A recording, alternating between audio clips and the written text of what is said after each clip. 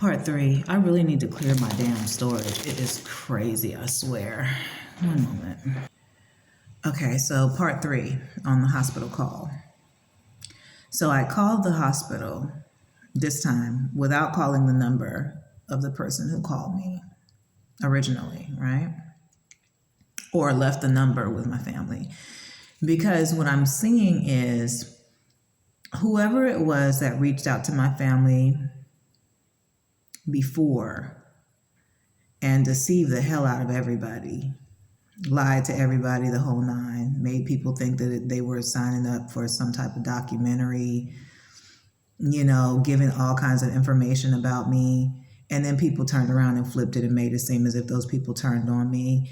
I take it 50-50 either way, because I know that there would have been a lot of people who would have been like, she finally made it, okay.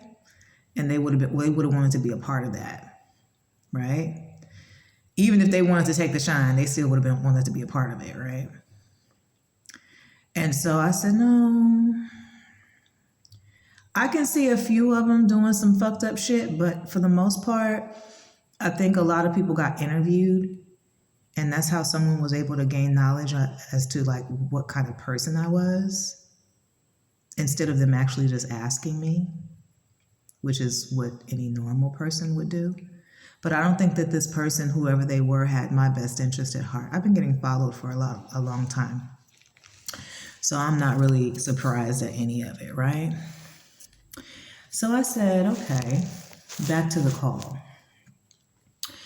I said, okay, this is also another way for someone to try and subtly nudge me and say, yeah, I got your family. I know where your family's at. I know where all your family members and stuff are, and this and that. So it's kind of like a subtle scare tactic, right? That didn't work, by the way. So now I'm like, okay, Bookie, what's going on? Where's your uncle? Nobody's heard from him. I called the number to the so-called family member that reached out to my daughter via social media, got the information from her via social media, and then forwarded me that particular family member or whoever may have been posing as that individual with the number and the whole nine. They decided that they were going to send me a number. So what I did was I texted her back the very next day. I said, listen, he's discharged. He was discharged this morning. Can you guys please keep me updated? Basically, like if you hear anything, in our family, if something's going on, when we say keep me updated, we mean like call me, let me know what's happening, where I need to be. There was no response. So I said, interesting. Well, ain't no telling what they done heard me say, because I done cussed everybody out. So I get it. But if you're going to be human enough to call me and put that shit to the side or text me or whatever the case is about my uncle, because you know how important this is, then you should be mature enough to put all that shit to the side. Even if you just have to say, if you must say, well, I don't really fuck with you like that, but that's still my family. So I'll get back to you if I hear anything. We all got to be petty at some point. It is what it is. And sometimes you do really get into it that bad with family to where it's like, I really don't, so it be like that. My family is not the only one. Trust. Okay, trust. And I don't need any convincing, nor do I feel like I need to convince. So anyway, this wool scarf feels so good, you guys. I'm about to throw it back on before we go. But so now I'm concerned because I'm like, where is my uncle at? So I put my number on the lists with all the stations and the hospitals. So if he does come back through there, they can contact me first. I don't need to hear from anybody else. Just contact me and I'll be on my way. So I don't know what's going on. He out wandering. I'm starting to think if it was even real at this point. It's like Am I dealing with the type of people who would really say something like that if it wasn't real? Just to kind of like fuck with me or whatever? And I'm like, remember your heart. Remember your heart. So it's a possibility that they might try to do something like that. Just to kind of like get you so like, you know, and you might, you know, slip into some type of, you know what I mean? And I was like, because that seems really odd to me. Yesterday he was on life support. Now this morning he's discharged and he out walking around. Somebody deceived me and my child.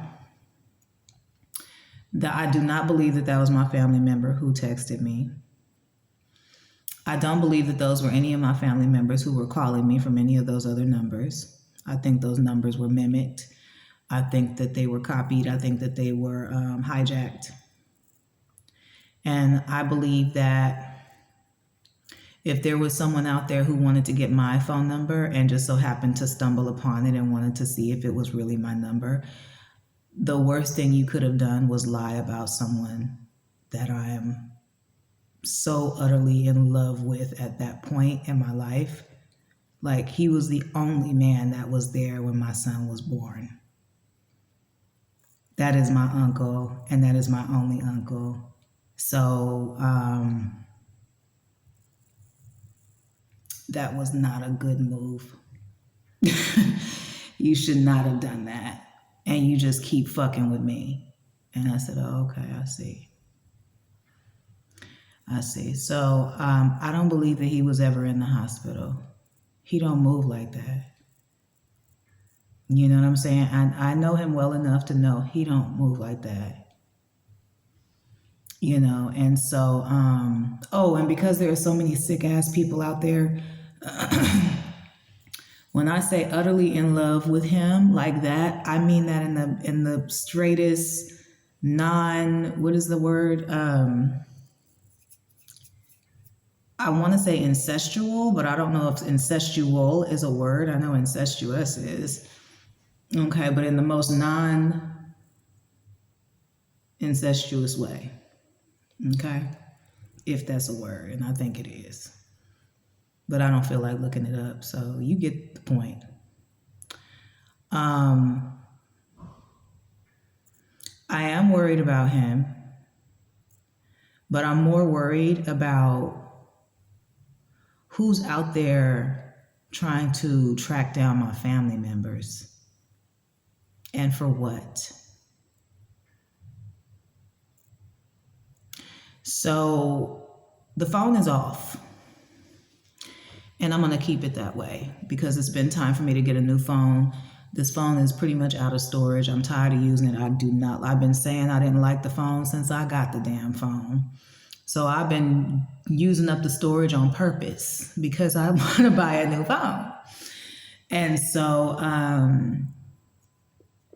that's what we're going to be doing soon. I'm going to be buying a new phone.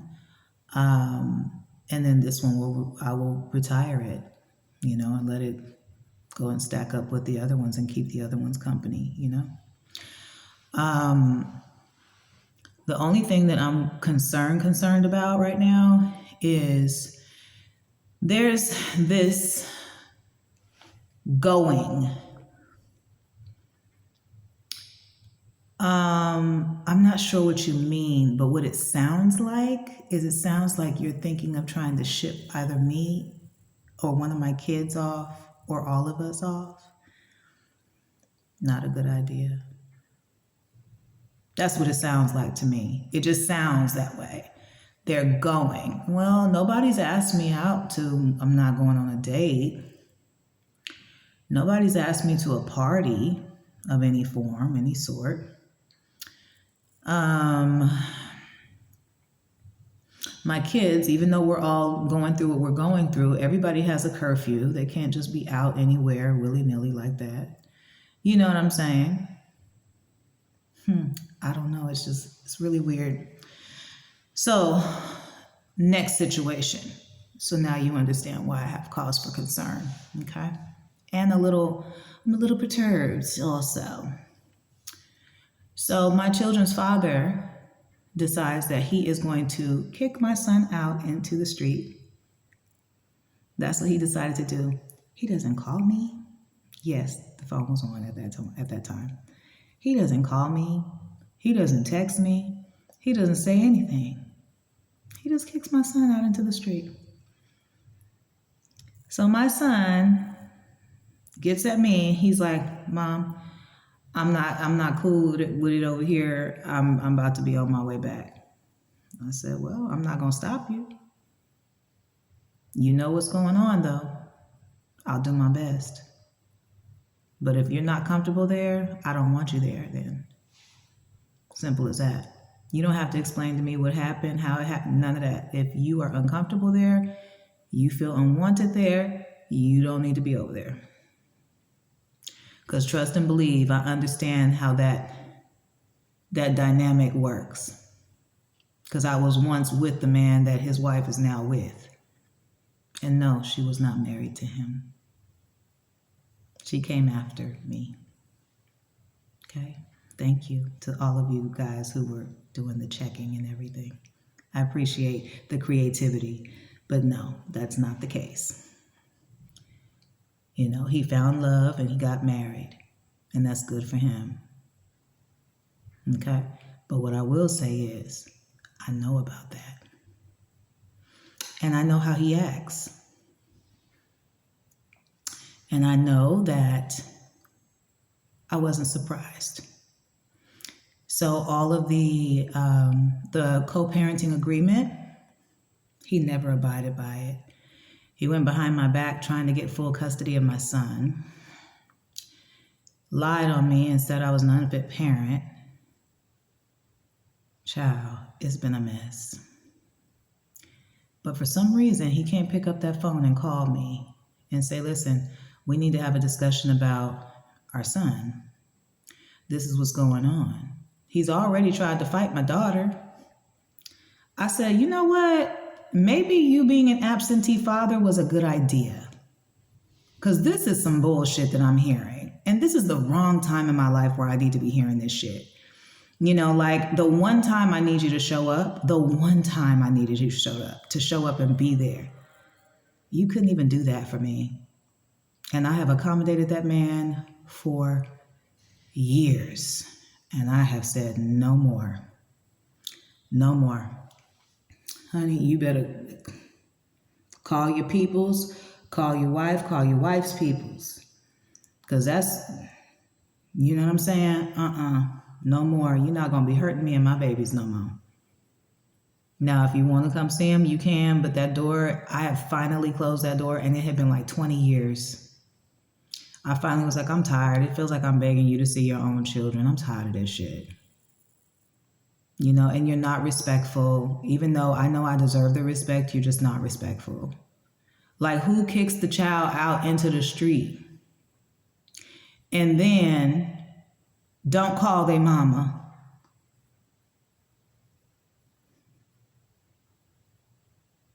You don't explain yourself or anything. He didn't explain himself when he did what he did to my child, my daughter. He didn't feel like he needed to explain himself after he cursed my child out and shit like that. You in a household. Now let me break this down real quickly and we're going to keep it moving because I'm not going to talk about this man's business. That's not my place, all right? But what I will say is you in a household with a blended family in more ways than one. Don't you ever mistreat your own children in the presence of others that are not yours or at any other point. And it's okay that they don't have two real ass parents, but at least they got one. And I'm okay with that one. So when we get back right, just know I'm not going to forget that. And he is safe and he is good and he's doing okay. He made it to his destination. Everybody's okay, you know, and I got to take him to school and stuff like that now. So hopefully we'll be able to link up either today or tomorrow. And he'll be in school and shit like that. And I kind of miss my baby though, low key. I didn't want to say nothing. I didn't want to say nothing. I was like, thank God my child is thank you, Lord. I missed my child. I missed him very much. But then again, once again, because of all of these games that's being played on my phone, I'm like, wait, because the emails were infiltrated as well. And I do get fake emails from time to time. I'm like, damn, are they emailing me as my son? So do you get what I'm saying now? It's like I can't even like safely react to things in a healthy way because I don't know if it's real or not. You get what I'm saying? And that's not healthy in itself. So I can't go phoneless because I have children and I need to be available for them. Plus, I am still looking for a job. Plus, I am still looking for a new place to live. And it's like, I need my phone. But what do you do when it's already been hijacked? And the next 5, 6, 7, 8, 9 phones are going to be hijacked as well. So I don't know what you do.